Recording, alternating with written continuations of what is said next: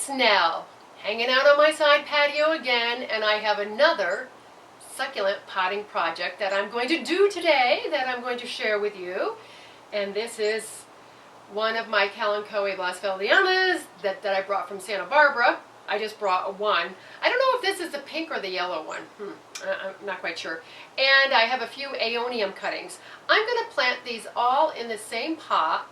And this is going to go in my guest bathroom, which has a skylight, and it's so bright.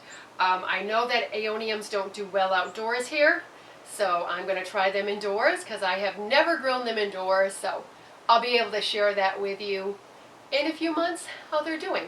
But first, to the potting table.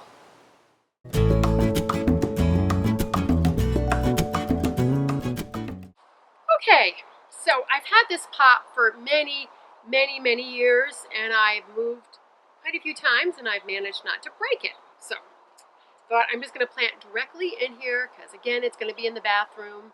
Things dry out fast here in the desert. I don't need to worry about it staining any precious wood table or anything. So in it goes, and I thought, why not put the Aeoniums in, try it and see.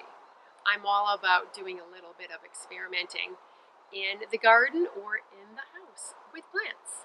So this is the Kalanchoe. It's about 2 years old, and in my experience they don't live for a very long time. So that's why I'm going to put the Aeoniums in there. Who knows?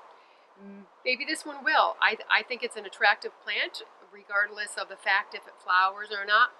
I still like it.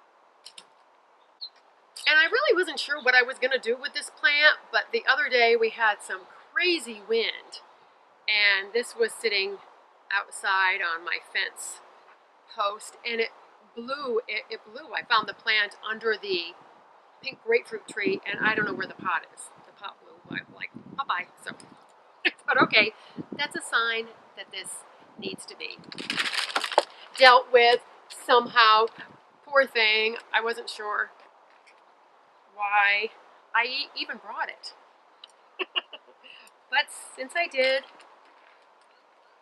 it is going to find a home in my guest bathroom. And I'm just mixing in a little bit of that nice organic compost. I don't want to give it too much feeding now because it's like mid-November, and I don't want it to do too much root action, because it's not going to be doing too much root action because it's going into the winter. So you don't want to fertilize your plants in the late fall or the winter for sure. This is actually going to be the front that's going to face out, and the Aeoniums are going to go there. I'm going to get some more succulent and cactus mix in here right now. So I have a good amount of the mix in there, and this one looks a little bit beat up here, so I'm going to put it right towards edge of the Kalanchoe so it kind of goes into it. There we go. I'm going to push them down a ways because they're pretty stemmy as it is. I'm going to look at them. That one I'm going to do there, and this one I'm going to do here. And going to poke a little hole here. I'll show you so far. Ta-da! Aeoniums will grow when they'll sort of cover the legginess of the Kalanchoes here. And I think it'll make quite an attractive planting, one that I had never thought of, but why not go with it? So here is the finished product, just a quick and easy little project. I did put a piece of paper over the drain hole because I don't want that loose succulent mix to go out of the drain hole in the first few waterings. And speaking of watering, I'm not going to water this for a few days. I'm just going to put it in bright shade, let it kind of settle in.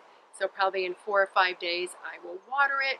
I'll water it really well, let it sort of dry a little bit, and then I'm going to bring it into the house, into my guest bathroom. And what I really like about this arrangement is the pot is really pretty. So I think it's a nice accent to the plants.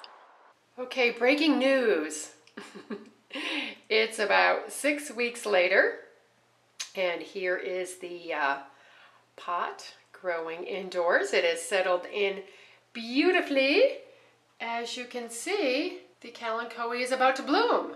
So I will find out what color it is. I was kind of surprised about that. And speaking of color, these aeoniums, these autropurpureums, are turning purplish again. You can really see it in this one over here. Something that I forgot to mention earlier in the video is that the aeoniums weren't showing a lot of roots as cuttings, but that's okay, because now they have rooted in beautifully, and that's sometimes what happens with succulents. Oftentimes they're not showing all that many roots when you're healing them off, but when you plant them, oh, they're happy. So I hope you have found this video to be helpful, especially if you're new to the world of planting succulent cuttings. It's really not that hard at all, as you can see. So I'm going to take this out to the garden so it can settle in a little bit. And speaking of garden, let's get out in the garden and make the world a more beautiful place. Or, in the case of this, we'll bring the garden indoors and make our homes a more beautiful place.